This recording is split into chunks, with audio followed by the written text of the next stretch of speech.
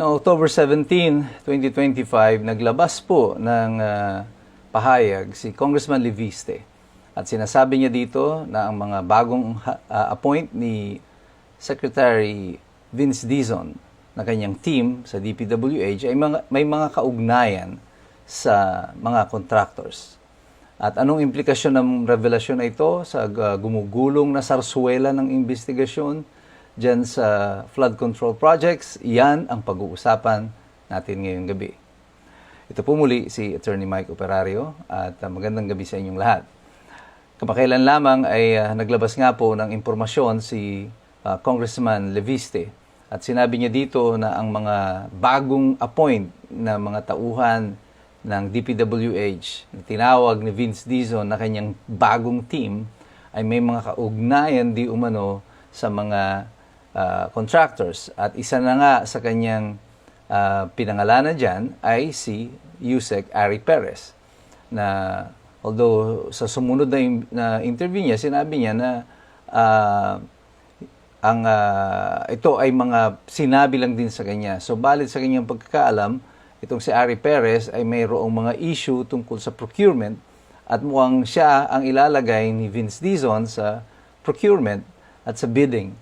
Dahil sa impormasyon na ito na nilabas, ay agad-agad nag-file ng kanyang resignation itong si Yusek Ari Perez. Pero kanina lang may lumabas na muling bagong revelasyon itong si Congressman Leviste at sinabi niya na ang mga bagong undersecretaries or yung team ni Vince Dizon ay nakipagpulong sa mga contractors.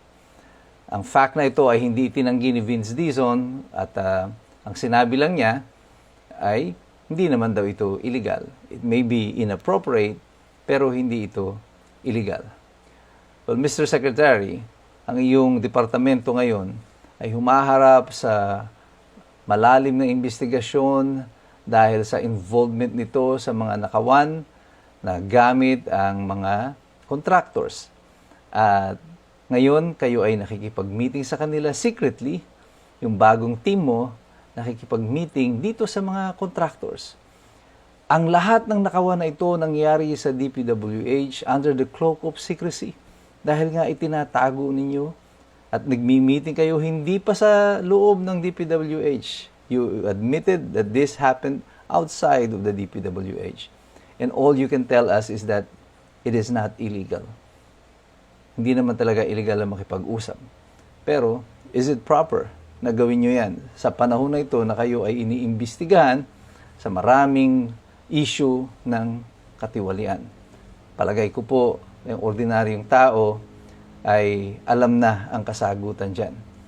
Mukhang hindi seryoso ang DPWH na resolbahin o tapusin ang sindikatong naghahari dyan sa loob ng inyong departamento.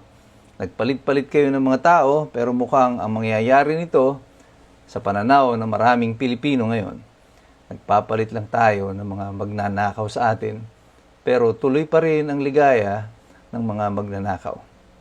At ang pagpihit na ito ng investigasyon sa mga Duterte ay hindi rin nakakaligtas sa mata ng taong bayan.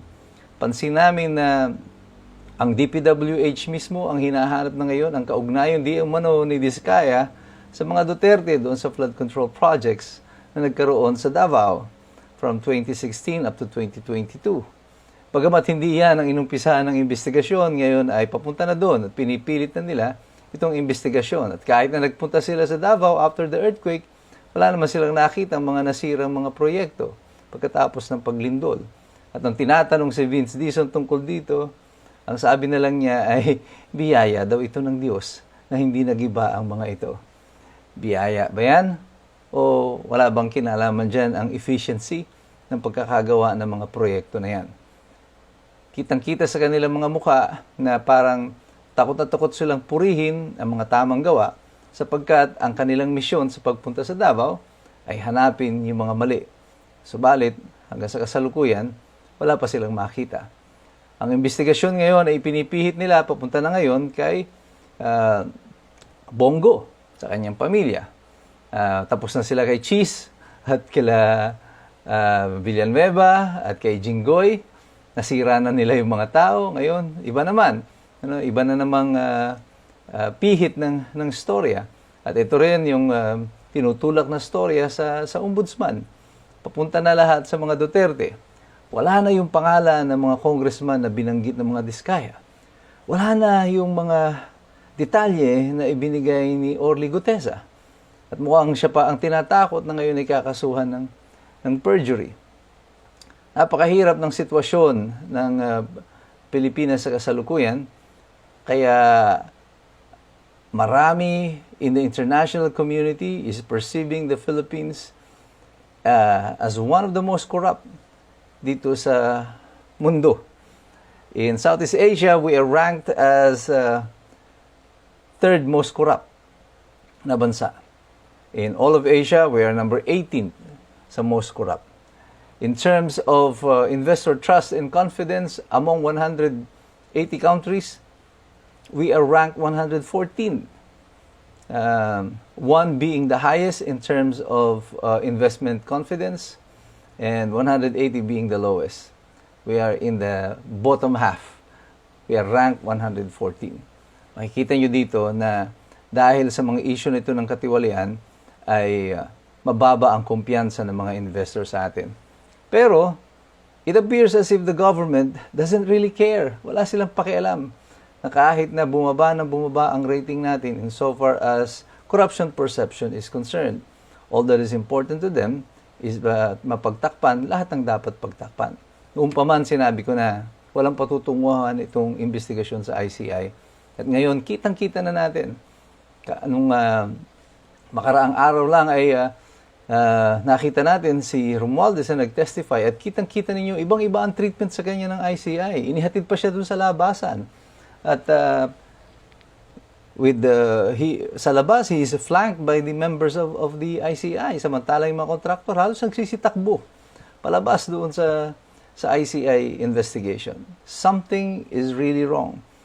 When even in terms of optics, o yung panglabas na larawan, wala nang pakialam ang gobyerno kung lumabas na parang very obvious na bias sila.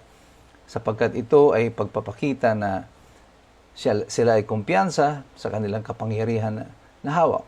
This posturing of the government is reflective of a regime that doesn't care about the welfare of its people, about what the people think. They will do what they want, they will do what they can para ipagpatuloy ang kanilang mga sarili sa kapangyarihan and whatever it is that is happening in the Republic insofar as fiscal management is concerned. Mabuti na lang mayroon tayong mga batang mga congressman na mayroong tapang na ihayag ang mga katotohanan. At si Secretary Vince Dizon is turning out to be a disappointment for many people. But I am not disappointed. I knew this is going to happen. This is all but a show. Lahat ito ay palabas lang.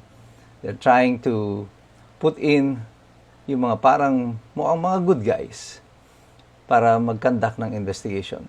The truth of the matter is, this will get us nowhere. Hanggat ang mga taong nakaupo dyan ay sila ring mga may pakana ng pagnanakaw, huwag niyong asahang makakarating tayo sa hustisya at sa katotohanan. Pero we will not let go. Hindi kami naniniwala sa inyo, kayong mga nakaupo dyan sa administrasyon. People know exactly what is happening. But do not treat us like mushrooms. You feed us horse shits and you keep us in the dark. Matalino na si Escombro. Alam na namin kung sino sa inyo ang umutot talaga. At alam namin kung anong ginagawa ninyo. Pero tayong lahat, patuloy tayong magmasid, patuloy tayong mag-engage. Let us let them know what we think. Pero sa ating pag-engage na yan, patuloy tayong magsipag-aral. Sapagkat mahirap makialam ang taong walang alam. God bless you, God bless us all. Mabuhay ang Republika ng Pilipinas.